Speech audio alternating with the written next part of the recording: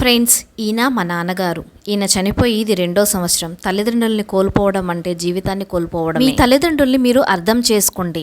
తల్లి బాధ తెలుసుకోకపోయినా పర్లేదు, తండ్రి ఘోష వినపడకపోయినా పర్లేదు, నీకు మాత్రం నీ స్వార్థమే ముఖ్యం అనిపించినప్పుడు ఒక్కసారి నీ చివరి రోజులు గుర్తు తెచ్చుకో. నీలాగే నీ వారసులు కూడా స్వార్థ ప్రయోజనాల కోసం పాకులాడితే నీ పరిస్థితి ఏంటో ఆలోచించుకో. ఎన్ని ఆశలు పెంచుకొని పొట్టకట్టుకొని నిన్ను పెంచుతారు కదా, వాళ్ళని అలా వదిలేయడానికి విసుక్కోవడానికి సిగ్గనిపించడం లేదా? ఎంత బాకీ పడి ఉంటావు వాళ్ళు నీకు చేసిన ఊడిగానికి, ఎంత ప్రేమని పంచి ఉంటారు. ఆ ప్రేమని నువ్వు కొలవగలవా?